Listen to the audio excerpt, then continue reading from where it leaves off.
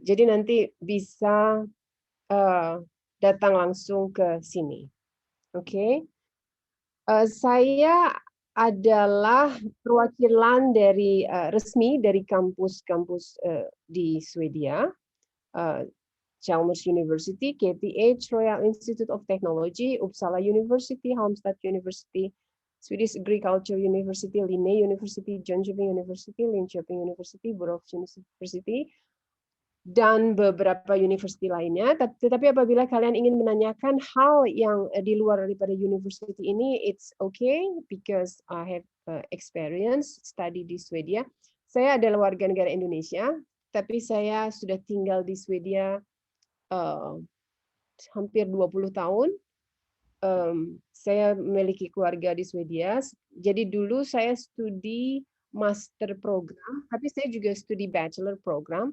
Saya sendiri dulu juga kuliahnya di Indonesia. Saya studi di Universitas Indonesia, bachelor sama master.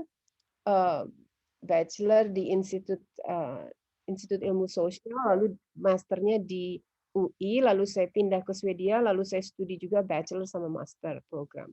Jadi saya tahu sekali proses untuk belajar ke Swedia. Nah dulu waktu saya studi sekolah di Swedia itu tahun 2005 itu dulu gratis.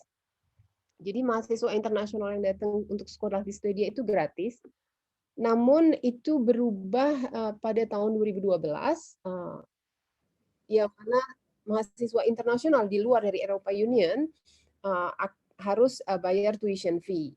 Tetapi setelah itu muncul namanya beasiswa dari pemerintah Swedia yang sekarang namanya SISG, Swedish Institute Scholarship, Global Scholarship. Dulu bachelor program itu masih di cover, tapi sekarang hanya master program.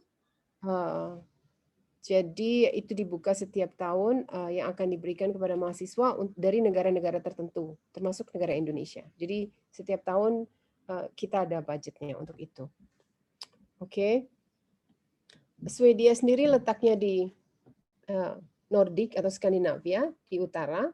Besarnya tidak terlalu besar kalau dibanding Pulau Sumatera, mungkin sekitar 3 kali Pulau Sumatera, 450.000 square meter. Penduduknya tidak terlalu banyak, sekitar 10 juta penduduk yang umumnya berada di wilayah selatan. Kemudian di Swedia ada, ini sedikit mengenai culture, di Swedia ada penduduk asli, namanya penduduk Sami yang sama kalau misalnya seperti di New Zealand penduduk aslinya Maori atau di Australia penduduk aslinya Aborigin. Nah, di sana ada penduduk Sami namanya. Penduduk Sami ini memiliki bahasa sendiri. Mereka tinggalnya di utara di perbatasan wilayah antara Norwegia, Swedia dan Finland. Jadi di Swedia kita tetap mempertahankan bahasa mereka. Mata pencaharian mereka adalah beternak dan beternak rusa. Kemudian mereka hidup ya cukup di udara yang cukup dingin di atas sana. Mereka juga punya apa ya kayak sistem pendidikan yang kita juga akui. Kemudian mereka punya TV channel sendiri yang bisa kita lihat di seluruh Swedia, ya. Ini kenapa nggak bisa dibuka? Oke, ekonomi di Swedia di akhir tahun 1800-an, akhir abad 19 atau dari awal ya. Dulu Swedia itu adalah negara yang, jadi negaranya dingin sampai seperti sekarang, sehingga tanahnya kurang subur, rakyatnya tuh mungkin sekitar 4 juta jiwa gitu pada saat itu, miskin gitu karena pertanian sangat sulit pada saat itu. Namun universitas pertama sudah berdiri pada saat itu, gitu di Uppsala University. Nah, pada akhir tahun 1800-an banyak sekali perpindahan atau imigrasi ke negara Amerika Utara. Namun universitas sudah berdiri, muncullah para saintis, produksi berkembang dan berkembang, bermunculan para saintis saat ini Swedia adalah salah satu negara terkaya di dunia yang GDP-nya sangat cukup tinggi jika dibandingkan negara seperti UK, itu masih di atas UK, USA, France, and Jerman. Ini adalah produk-produk dari Swedia aslinya yang mana berkembang, jadi dengan penduduk yang tidak banyak, namun para saintis bermunculan. Jadi akademik itu sudah muncul dari di abad 17 gitu ya, atau abad 16, sehingga ya muncullah inovasi-inovasi yang terus berkembang hingga saat ini. Mungkin banyak perusahaan-perusahaan yang kalian sudah kenal namanya, yang mungkin sudah ada di Indonesia seperti Tetra Pak, AstraZeneca, H&M, Spotify, Bluetooth itu juga berasal dari Swedia. IKEA itu adalah milik seorang dari Swedia. Kalau kalian lihat warnanya pun sama dengan warna bendera di Swedia. Ericsson itu juga salah satu pionir telepon genggam. Saya ingat sekali tahun di akhir 1990-an, di akhir itu muncul telepon genggam. Pada saat itu telepon genggam pertama yang saya pegang adalah Ericsson, yang besar-besarnya masih seperti batu bata mungkin ya. Nah, sekarang Ericsson masih tetap ada dan tetap eksis dan merupakan salah satu perusahaan yang cukup besar. Banyak mahasiswa Indonesia yang magang atau praktik setelah lulus dari master program di Swedia. Ini salah satunya produksi atau inovasi dari Swedia. Kalau dilihat mobil Volvo, terus keramik, Electrolux juga, alat pencuci mesin,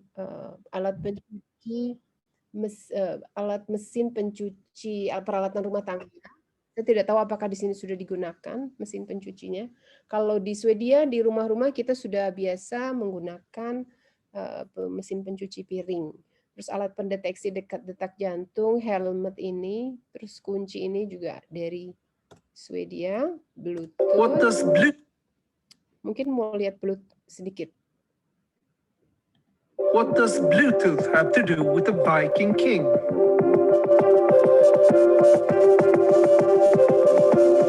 Developed by Swedish company Ericsson, Bluetooth is named after Danish King Harald, who allegedly had a Bluetooth. The Bluetooth technology unites devices, like old Harald once united Denmark and Norway in the 10th century. And a fun fact, if you combine the rune letters H for Harald and B for Bluetooth, you get the iconic logo. You probably use Swedish innovations every day, perhaps without knowing it. Skype, Pacemaker, Spotify. Here are even 2 Swedish innovations in one. In 2021, Sweden ranked 2nd in the Global Innovation Index. We have a few ideas why. Sweden introduced compulsory schooling already in 1842, a vital component in the country's journey from poor agriculture nation to innovation leader. Today, about 1/3 of the population has post-secondary education. In the 1990s, the Swedish government pushed out a widely developed broadband network, and Swedes got a head start in the digital era. In 2016, a new goal was set to get all of Sweden connected to high-speed internet by 2025. Committed to innovation, Sweden usually invests more than 3% of the country's GDP in research and development. Most of the money comes from the private sector, and around 1/4 is public funding. Some argue that the long, cold winter season in Sweden encourages would-be innovators to stay indoors and hone their skills and develop their ideas. If that's true, the Swedish spirit of innovation may just be a force of nature. When more industries are looking for green alternatives, the Swedish focus on sustainability is a competitive advantage. Batteries, zero-emission steel, factories powered by green energy and products made of recycled materials. They all rely on innovation. Swedish Ocean Bird will pioneer wing sails to power large ships, reducing emissions up to 90%. Although the sails may have more in common with modern aeroplane wings, we believe Harald Bluetooth would have been proud.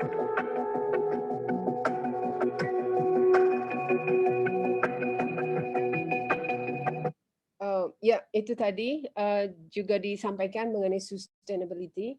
That's another focus in the development of Swedish society. Maybe because we have a very huge environment, nature itu sangat-sangat dihargai di Sweden. Dari kecil masyarakat sudah belajar untuk tidak membuang sampah sembarangan. Di dalam rumah tangga kita sudah dipersiapkan kontainer-kontainer. Jadi kalau kita buang sampah sudah dibagi-bagi. Jadi misalnya untuk karton-karton di kontainer yang satu, saya ada 2 kontainer yang dalam satu kontainer itu ada beberapa bagian. Untuk karton, untuk plastik yang lembut, untuk plastik yang keras, untuk botol yang berwarna bening misalnya, terus untuk kayak metal. And then the other container itu kita satu untuk sampah organik, satu sampah yang tidak organik, lalu ada untuk botol-botol atau pecah belah yang berwarna, kemudian untuk paper gitu, yang paper yang tidak pakai lem gitu. Jadi kalau yang pakai lem itu ada pembuangan sendiri, kemudian baterai atau dan di setiap kota atau community atau municipality itu kita selalu ada shelter di mana di situ banyak sekali kontainer-kontainer untuk masyarakat membuang segala-galanya, membuang bantal, membuang baju, membuang spray, kursi, meja, televisi, kulkas, lampu gitu. Jadi tas atau apa saja gitu yang ada di dalam rumah tangga. Jadi semuanya itu didaur ulang.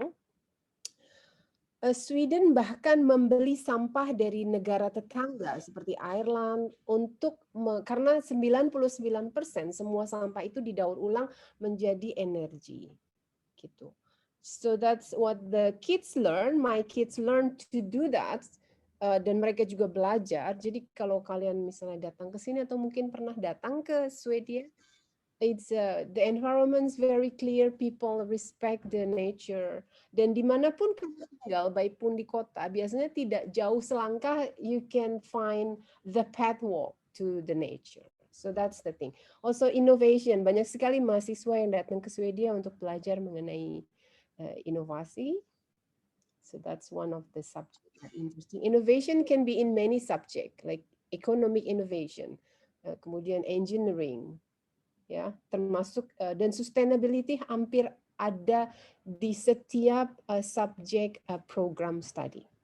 Okay, so this is about the Swedish waste disposal.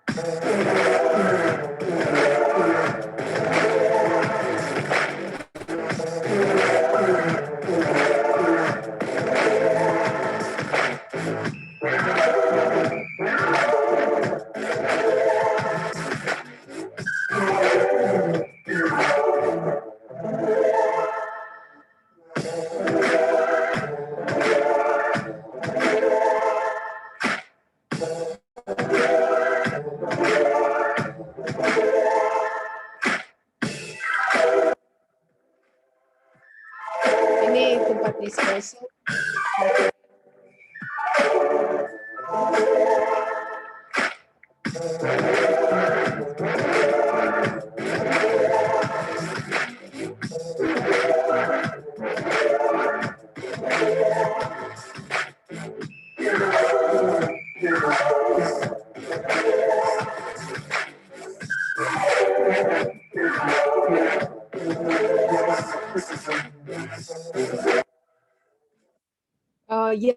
tadi sedikit mengenai sustainability-nya. Jadi jadi sebagian recycle itu menjadi energi, bis menggunakan biogas misalnya.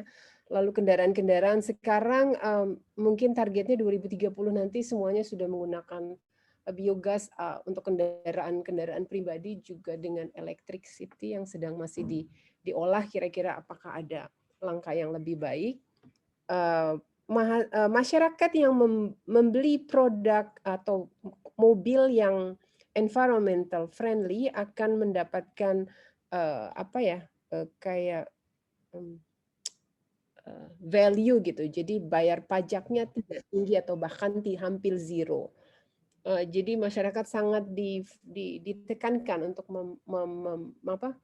membeli mobil atau kendaraan dengan yang environmental friendly. Kemudian di sini masyarakat juga biasa menggunakan kendaraan umum. Menteri-menteri, perdana menteri, bahkan kalau meeting antar kota pun mereka menggunakan kereta api misalnya. Jadi jangan kaget kalau kalian sekolah di sini tahu-tahu ketemu selebritis atau menteri gitu yang mau meeting yang satu kereta dengan kita. Terus masyarakat yang tinggal di luar kota biasanya pakai mobil gitu, biasanya saya juga begitu. Kebetulan saya tinggal agak di luar kota, jadi harus pakai kendaraan ke stasiun tertentu, lalu parkir di situ, lalu naik bis ke kotanya. So that's the transportation. It's very easy, 24 hours everywhere between the country, between the city, terus di dalam city-nya juga.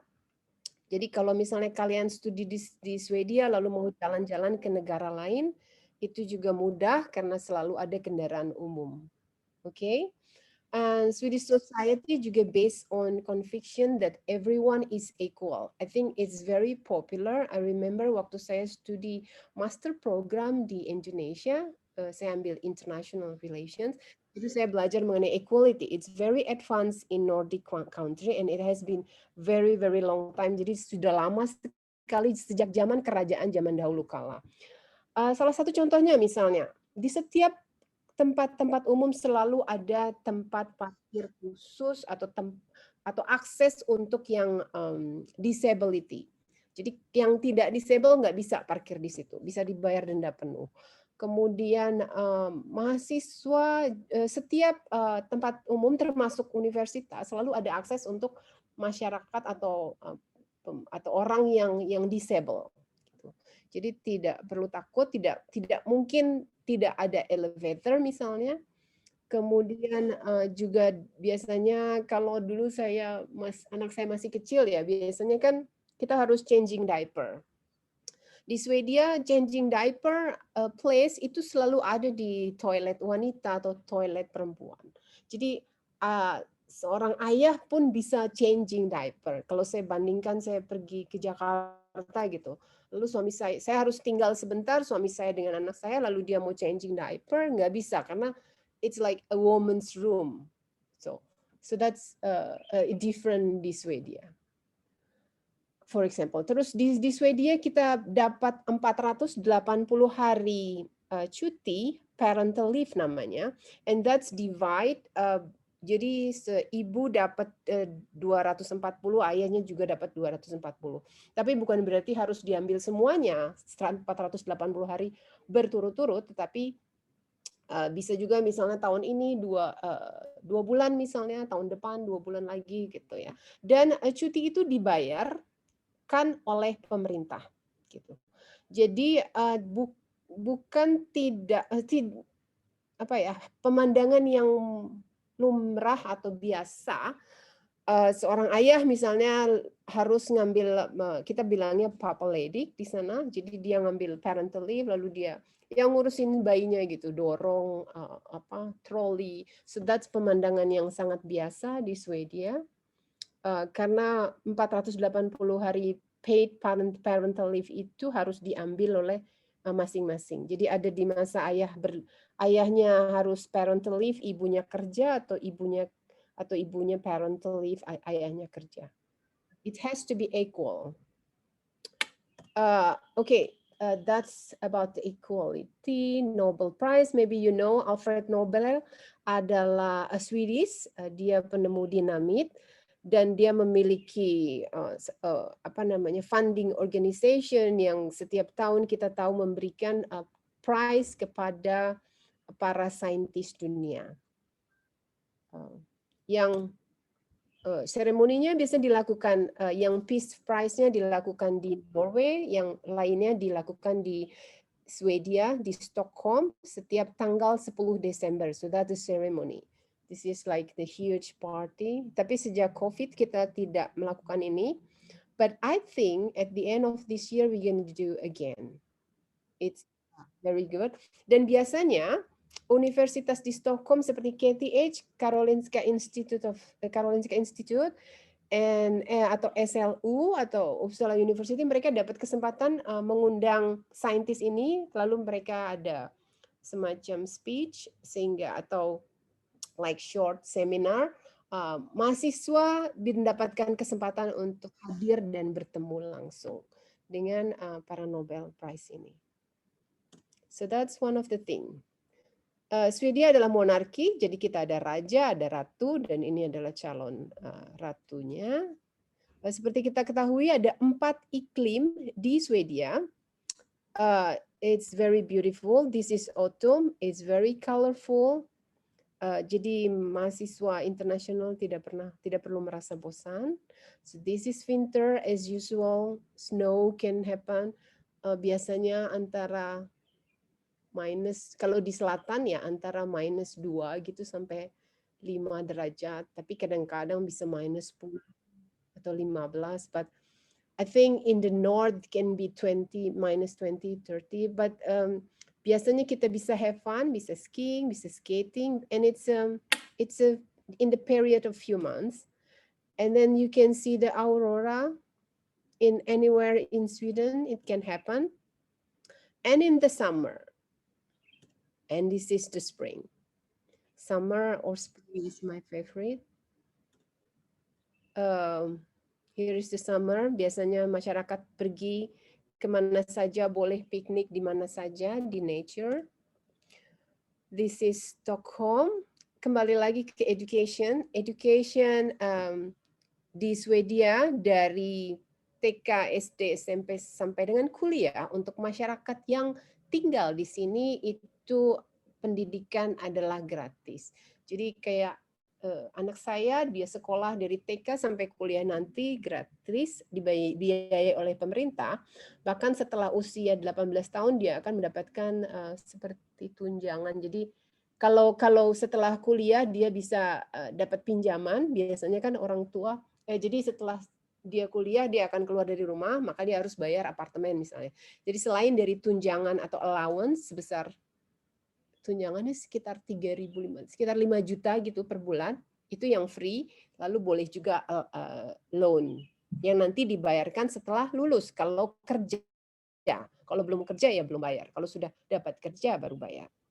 So there is a good system there. Seperti yang kamu dengar sebelumnya bahwa pemerintah Swedia memberikan budget yang cukup besar terhadap higher education and research. Jadi dari public income itu kita bisa dapat research masing-masing di university, research funding, tapi juga banyak private company yang punya research funding yang biasanya bekerja sama dengan university. And then they would like to hire the university to hire PhD misalnya ya.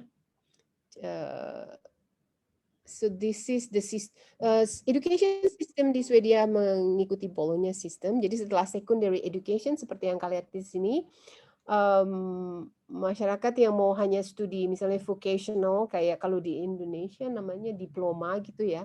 Jadi nanti setelah namanya Hogeschool-eksamen, terus kalau misalnya mau lanjut ke bachelor, ini kandidat eksamen, lamanya 3 tahun, ya.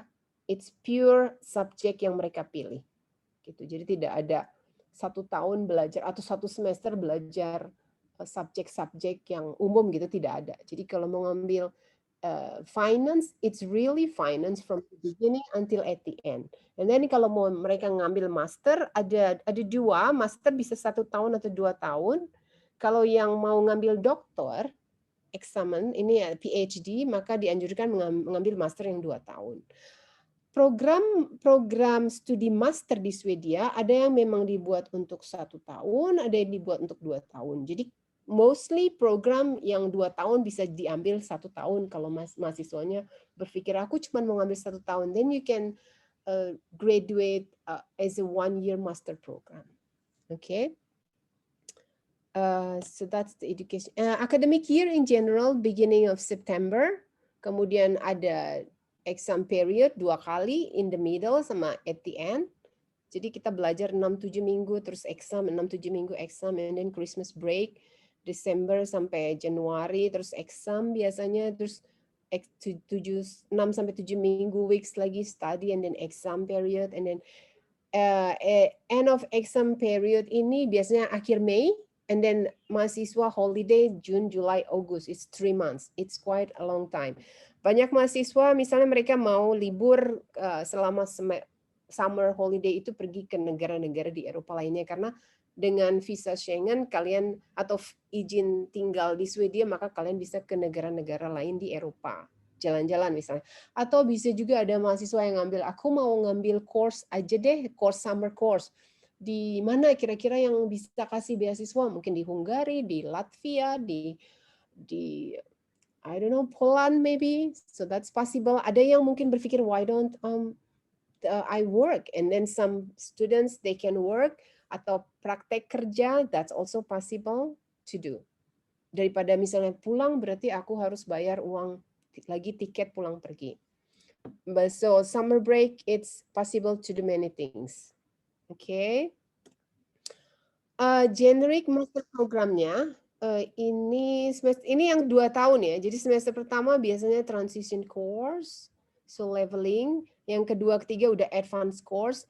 Ini tergantung dari subjeknya. Okay.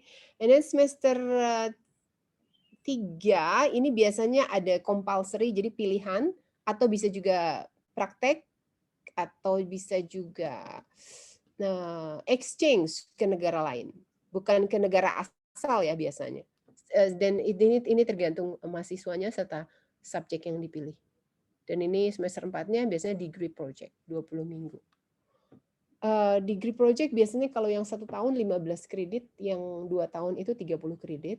Jadi 1 tahun studi itu 60 kredit, European Credit System. This is the university, just some university, not all universities. Some universities rather new, kayak tahun 1970-an mereka baru berdiri. But many other university very old, like you can imagine Harry Potter building misalnya ya. So that's you can see here, okay, KTH, it's very long, an old university, Uppsala juga. But bukan maksud bahwa kalau yang universitas baru berarti dia tidak qualified seperti universitas yang lama gitu. Jadi semuanya berada dalam satu naungan pemerintah. Ada beberapa university pada saat berdiri dia dari private organization, tapi runningnya tetap di bawah naungan pemerintah, mengikuti aturan pemerintah, assessment dan education system yang ada di Swedia. Jadi rektor misalnya diangkat di salah satu university, and then they can appoint it in another university. Lalu satu university misalnya ada profesor yang bisa juga tes PhD defense dari university yang lain. So, dan biasanya masing-masing university punya satu preference. Jadi misalnya kayak seperti KTH Royal Institute, dia fokus in technology, engineering. Terus Lund University, like mostly business study. They have some engineering study, tapi mungkin tidak sefokus KTH atau Chalmers. But it's still good, it's still okay. So you don't need to worry. Jadi kadang-kadang kalau saya punya pertanyaan dari mahasiswa di Indonesia, universitas apa yang paling ranking, yang paling bagus, saya mau studi di sana. Biasanya saya akan kembali bertanya, what are you going to study? Gitu, karena saya tidak bisa bilang, okay, di QS world ranking, this university is number 1, but you want to study agriculture, that university is not there. Okay, the program is not there. Jadi biasanya, so you don't need to worry. All the university, the same qualification, the same qualified lecturers and professors.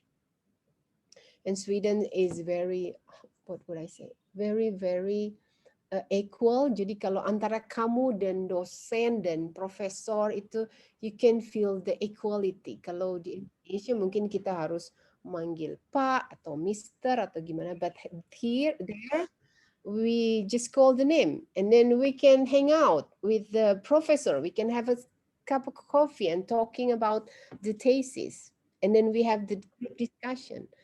So it's very, very fun and casual. About Sweden, I don't know here. This is some of the study program. It's a lot, hundreds of program.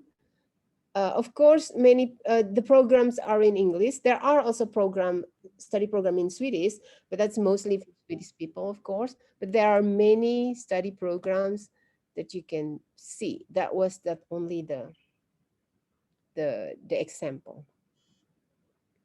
Mana saya tadi ini ya? Oke, di sini cuma environmental. Ada business study, ada economy, finance, biology. Okay, so this is just an example. Scholarship. The Swedish Institute ini adalah scholarship dari pemerintah Swedia yang tadi saya ceritakan di awal. Jadi mahasiswa yang lolos dari Swedish Institute Scholarship ini bisa mendapatkan living cost, tuition fee, gitu termasuk ya. Sama biaya tiket juga termasuk. Kemudian di setiap universities they have also scholarship. They always have. Tapi biasanya mereka hanya cover living cost. Ada juga sih beberapa scholarship program yang nomor 3 yang mereka juga cover living cost, but that's in the certain period. Jadi mungkin tahun ini untuk program ini mereka ada program yang full time scholarship, maybe next year mereka tidak punya lagi, jadi tergantung. Terus banyak juga mahasiswa Indonesia yang studi dengan Erasmus Mundus di Swedia, banyak program yang kerjasama dengan Erasmus Mundus. Terus yang nomor 5 ini adalah program dari KTH, ada ICT Labs and KIC Indo Energy, mereka juga ada beasiswanya. Ini juga bisa apply. Nah, yang nomor 6 ini Dikti sama LPDP, juga banyak mahasiswa Indonesia yang dari LPDP sekolah di Swedia. Kemudian diri ini dari other government institution di Indonesia. Jadi ada mahasiswa yang sekolah dengan beasiswa dari Departemen Agama, ada dari Departemen Komunikasi mungkin, saya nggak tahu namanya di Indonesia. Ya, so that's many possibility. Tapi ada kadang-kadang mahasiswa yang apply semua dan dia lolos di 2 atau 3 beasiswa. Then he has to choose. Cannot take all the scholarship. Okay? Saran saya apply-lah semua beasiswa. Jadi kita tidak tahu di mana jodoh kalian. Okay, ini okay, everybody speaks English, so you don't need to worry. If you go to the market, you go to the supermarket, you go to the store, mau beli apa tidak bisa bahasa Swedish, so it is fine. Everyone can speak English. So you don't need to worry. Ini mahasiswa Indonesia di Lund University, ini tahun berapa ya? Saya lupa, 2014 mungkin. No, I think 2015 or 16. Mereka semuanya sudah lulus, ada yang lagi PhD. Okay, that's all from me. Kalian yang ingin sekali bertemu dengan saya hari ini bisa WhatsApp, and then you can come here. Okay, I have some brochure and some other things. Tapi kalau ingin email saja tidak apa-apa, silahkan. Silahkan apabila ada yang ingin bertanya. Ada Bu yang di kolom komentar dulu. Tunggu sebentar, mana ya saya lihatnya.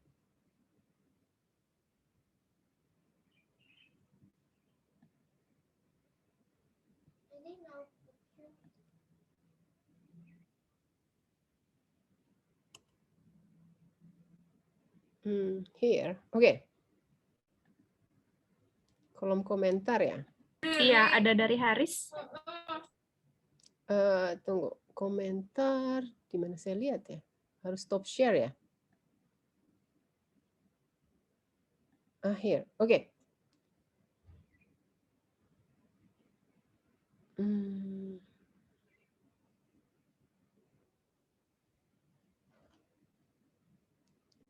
Iya, ini ada ini beasiswa yang tadi saya bilang. Jadi beasiswa Swedish Institute itu bisa apply.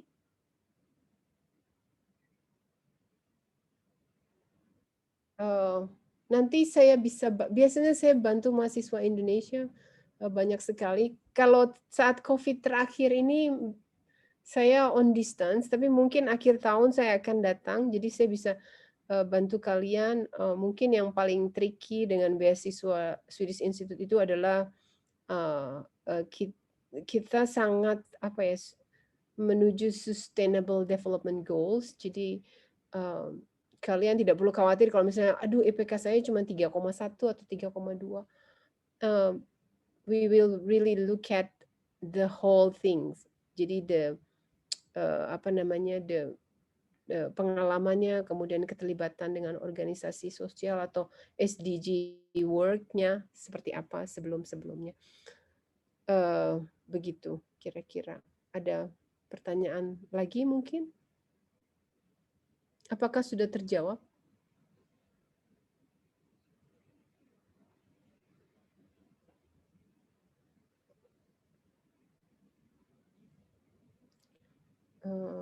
Saya mungkin share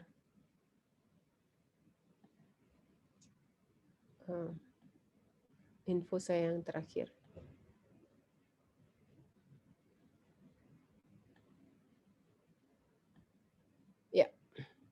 Ya, kira-kira ada pertanyaan lagi?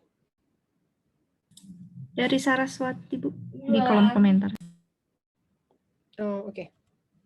Saya nggak tahu gimana lihat kolom komentar pada saat saya share screen ya, nggak bisa ya. Wait.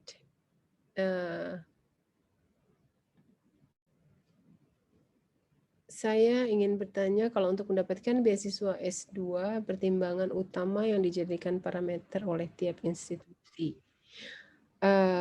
Oh ya, tentu saja bahasa Inggris harus ada minimal IELTS 6,5.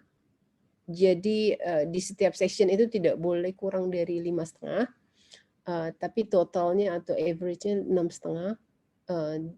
Then you have plenty of time now to prepare kalau mau apply akhir tahun. Kalau pertimbangan yang menjadi parameter itu tadi sangat SDG. Jadi kalau kamu punya pengalaman di bidang SDG atau work in the goal reach SDG di Indonesia, that's really good. Partisipasi di organisasi tertentu yang terkait dengan SDG tentunya, ataupun mungkin pekerjaannya sangat terkait dengan SDG. That's also good.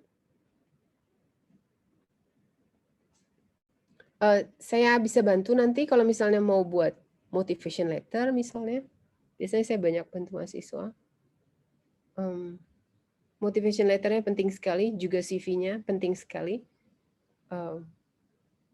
Itu yang akan dilihat. Jadi biasanya ada motivation letter, CV, lalu letter of recommendation, sama leadership experience. Kalau untuk PhD, ini dari siapa sih? Adong Purbaya. Kalau untuk PhD tidak ada beasiswa, tetapi sistem di Swedia PhD itu dibayar. So you get paid kayak employee. Jadi di setiap university biasanya ada lowongan PhD position di bidang tertentu. Banyak mahasiswa Indonesia yang dapat posisi PhD ketika sudah lulus masternya. Minimal PhD itu digaji per bulan sekitar berapa ya, 15.000, 20.000 deh. Atau sekarang mungkin sekitar 20.000 atau 25.000 Swedish crown. Nggak tahu berapa tuh, 45 juta ya, per bulan. Jadi itu ketentuannya. Jadi biasanya tidak sulit sekali kemungkinan bahwa misalnya mahasiswa dari Indonesia, aku dapat beasiswa dari LPDP untuk sekolah atau beasiswa dari mana gitu untuk sekolah PhD di Swedia. Itu biasanya sulit sekali karena ketentuan aturan pemerintah PhD di Swedia itu harus digaji. Jadi kalau tapi banyak juga loh mahasiswa Indonesia yang dapat PhD position, so they can live as other people in Sweden. Bayar pajak, gajinya cukup tinggi gitu. Jadi ada yang bisa bawa istri, tinggal di sini tinggal di Swedia selama 4 tahun. PhD-nya lamanya 4 tahun ya. Ini ada pengalaman organisasinya apakah termasuk volunteering? Volunteering juga termasuk. Volunteering bisa dihitung sebagai pengalaman, bahkan juga dihitung termasuk kerja ya. Dan kegiatan internal perusahaan, also that's good. Untuk beasiswa QS ranking Swedia,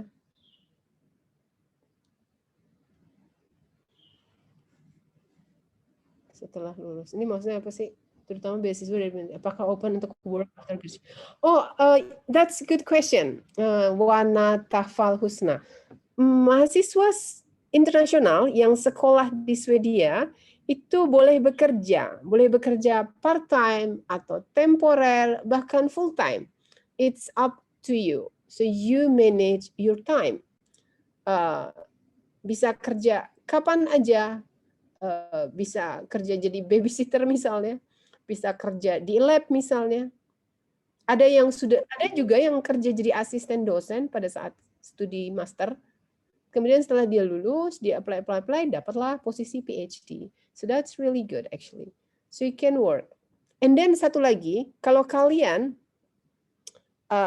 kuliah nih membawa pasangan, itu istri atau suami, maka istri atau suaminya itu akan datang sebagai pendamping.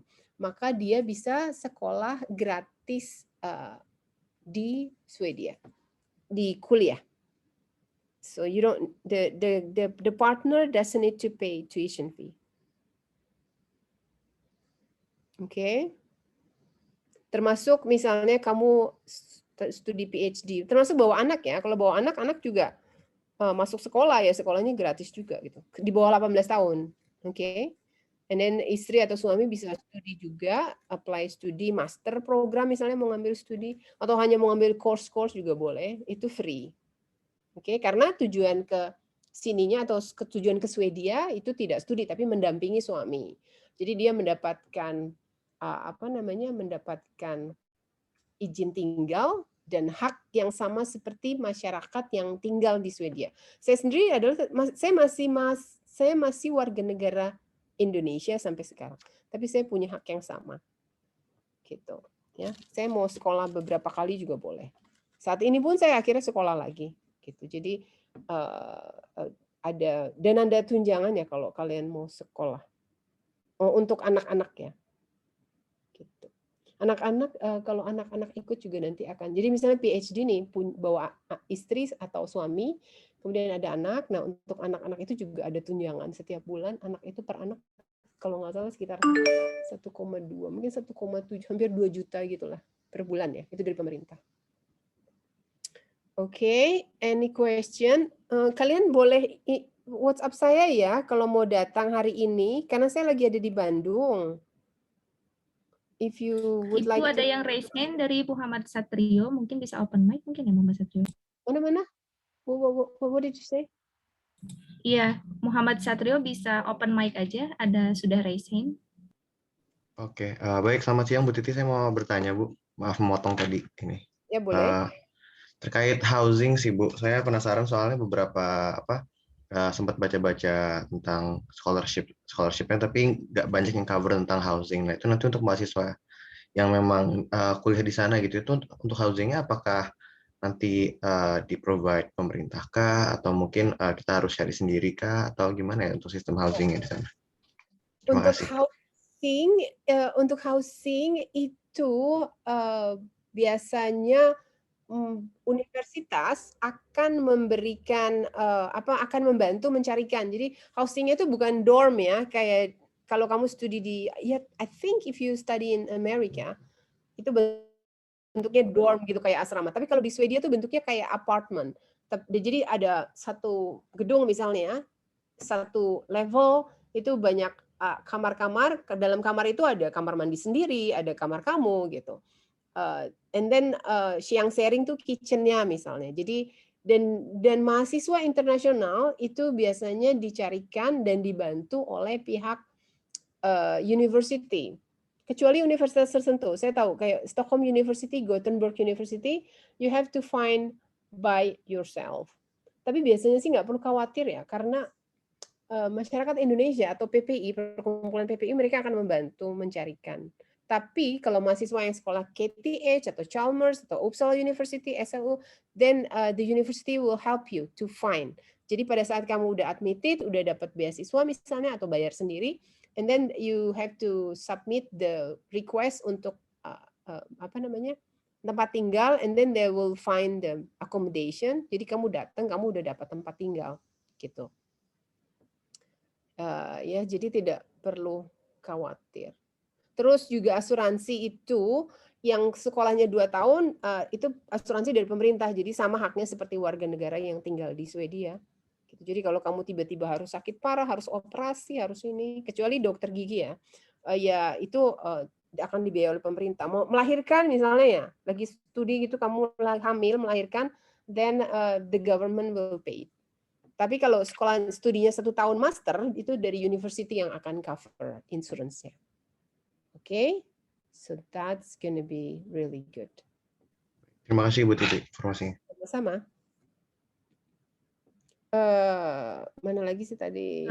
Satu lagi ada Bu Alkindi, mungkin apakah bisa? Ya, halo. Ingin bertanya?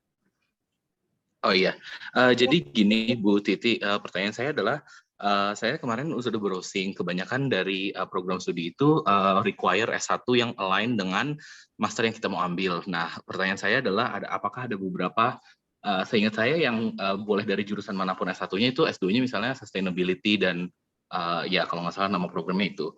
Tapi sebenarnya saya itu background S1 saya kimia, tapi saya pengen banget S2 di bidang kayak misalnya teknologi, dan saya memang sedang bekerja di bidang tersebut. Apakah ada kemungkinan atau program studi di mana saya bisa ibaratnya nyebrang profesi, tapi dengan background dan dengan pengalaman dan dengan credential kayak pekerjaan saya, walaupun S1 saya berbeda gitu. Terima kasih. Iya, terima kasih atas pertanyaannya, Kindi ya namanya. Yeah. I think there is some program that's possible. I have to look at it. Kayaknya di KTH itu ada.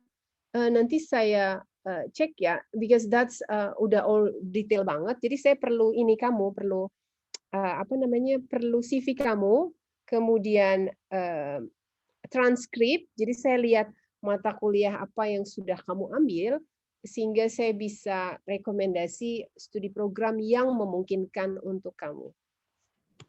Oke. Kalau gitu nanti I'll get in touch with Ibu di either di nomornya atau emailnya. Thank you so much, Bu. Ya, that's right. Good. And then satu lagi, biasanya ada special admission process kalau kamu punya pengalaman. So you have to make it clearly in the motivation letter. That's very, very important untuk memberikan potensial kamu. Nanti saya bisa bantu di motivation letternya. Oke, thank you. Yep.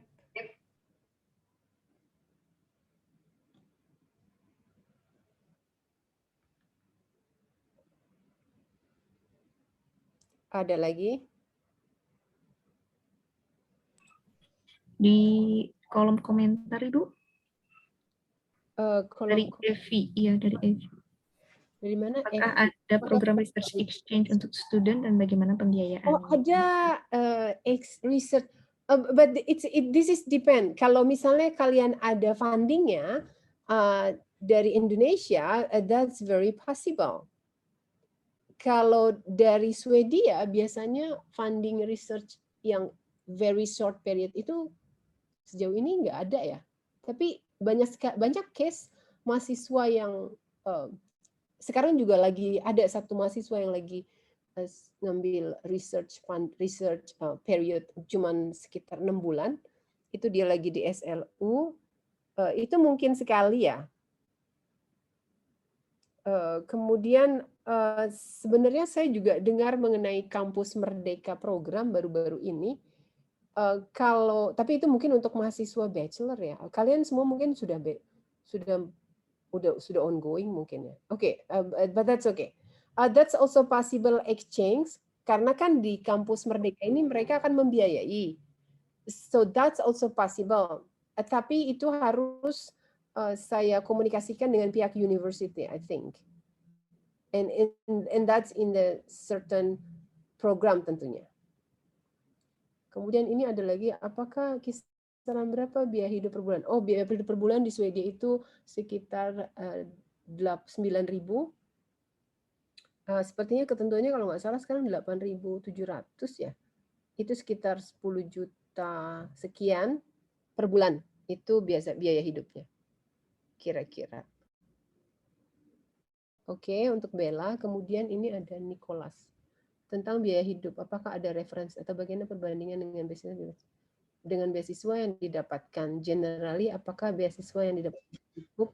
Yes, kalau kamu dapat beasiswa, baik dari LPDP atau beasiswa dari Swedish Institute Scholarship, mereka akan memberikan living cost-nya 9.000 sekian kalau tidak salah, dan itu cukup untuk living cost kamu, yaitu membayar apartemen, makan sehari-hari, serta transportasi, gitu ya. And that's enough. Some student bahkan membawa pasangannya, tapi ya mereka punya ketentuan gitu, harus ada sekian di bank account kalau membawa pasangan. Tetapi dengan beasiswa itu, some students they can survive. Oke? Ada pertanyaan lagi? Jadi dari Jamalpur sebelumnya, apakah ada beberapa beasiswa untuk S2 yang kedua katanya Bu? S2 yang kedua. Oh, jadi kalau misalnya dapat Swedish Institute Scholarship, bisa aja sih. Jadi kalau misalnya kamu sekolah dengan LPDP, nih, on the other way, kalau kamu dapat beasiswa, kamu sekolah dengan LPDP, terus kamu mau sekolah lagi, dapat beasiswa dari universitas, mungkin aja kalau kamu punya punya potensi yang cukup.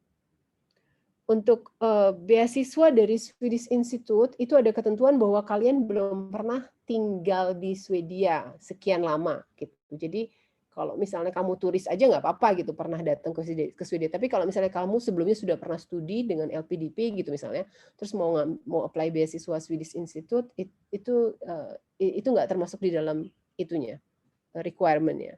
Kalau beasiswa universitas mungkin, mereka tidak ada ketentuannya. Jadi kalau kamu udah pernah studi dengan LPDP, udah pernah studi dengan Swedish Institute, mungkin aja dapat beasiswa dari universitas. Gitu ya. Ada lagi?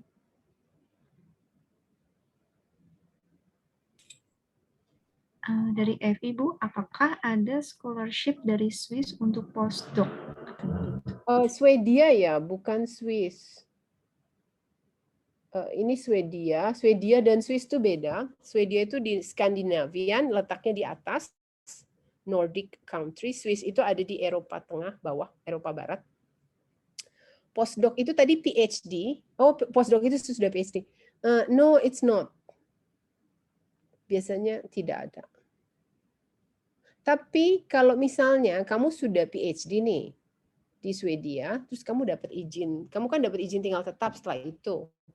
Kamu jadi penduduk sini, terus kamu mau postdoc, kamu bisa dapat bisa apply untuk tunjangan untuk postdoc itu, baik di Swedia maupun di luar. That's possible. Oke, untuk Iqbal sudah raise hand, silakan open mic. Oke, thank you. Halo Bu, Ya. aku Iqbal. Kebetulan sebenarnya kasus aku tuh spesifik banget. Jadi aku itu lulusan fisika di tahun 2019, kemudian di tahun 2020 aku masuk program manajemen trainee, Bu. Nah, di program manajemen trainee itu sendiri kan aku dirotasi ke beberapa role ya, Bu ya. Sampai akhirnya aku di logistik dan aku berencana untuk apply di 2022 ini ke Linköping University ke Logistic and Global Supply Chain. Nah, sebenarnya ini nggak sih Bu, antara background aku setelah S1 itu kan nggak align banget ya Bu ya sama apa yang nantinya aku ambil di S2. Apakah itu nggak apa-apa gitu loh di universitas di Swedia gitu? Jadi kamu nanti mau apply studi program apa? Logistic and Global Supply Chain. Lulusan fisika ya? Tapi aku punya pengalaman kerja juga Bu di bidang itu ketika aku manajemen trainee. Ada sih yang seperti itu, tapi itu harus diperkuat sekali dengan paper dan motivation letternya. Jadi mungkin aja eligible, but I think it's gonna be quite hard. Ada pernah mata kuliah kayak logistik gitu nggak atau? Not at all sih. I think mungkin kalau ngambilnya bukan supply chains gitu, kayak economic innovation mungkin, that's possible. I see. Yang di KTH itu, tapi dia juga ada beberapa program yang mungkin bisa sedikit atau operational management. Jadi dia dari tekniknya gitu loh. Tapi juga ada ilmu mengenai logistiknya. But I have to see your transcript to see academic courses yang sudah pernah kamu ambil itu apa saja yang bisa saya connect dengan keinginan kamu serta di-link dengan pengalaman kamu. I see. Berarti maksudnya ketika aku taruh di CV pun aku punya pengalaman kerja di bidang tersebut itu kurang cukup ya Bu ya untuk nge-convince mereka kalau aku capable. Ya, kurang. Harus tapi pernah kerja nggak? Pengalaman kerja nggak? Yes, itu aku pengalaman kerja Bu. Manajemen trainee di bagian logistik itu aku 1 tahun, terus 6 bulan itu di demand planner, kemudian di supply chain sendiri itu 6 tahun. 6 bulan, sorry. Sebetulnya ada seperti yang tadi saya sampaikan, ada admission proses khusus gitu. Jadi ada yang ini academically memang sesuai, ini yang berdasarkan pengalaman kerja gitu. That's still possible, but tapi you have to have really strong paper yang evidence banget gitu bahwa I'm very professional and know exactly the subject very well. Jadi itu motivation letter, CV dan semuanya itu harus ini banget, strong banget. Oke? Oke, thank you Bu. Yep. Sebetulnya masih ada pertanyaan banyak Bu, tapi mungkin waktunya sudah mau habis. Jadi gimana Bu? Mungkin bisa lanjut via email Bu Titi aja ya. Ya ini mungkin saya coba kasih. Ini kelihatan nggak? Ya, kelihatan Bu. Mungkin Ya, bisa di jadi yang mau bertanya silahkan saja di WhatsApp dan email. Oke? Dan kalau ingin bertemu juga boleh. Kemudian saya akan ke Jakarta, jadi kalau yang memang kebetulan di Jakarta juga tidak apa-apa, di Jakarta. Kemudian ke Jogja, saya juga akan ke Jogja minggu depan. Okay. I think that's okay.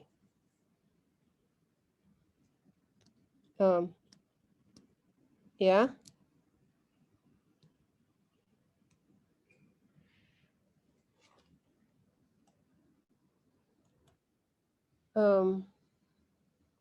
Oke, dari ITB, dari Career Center sudah gimana?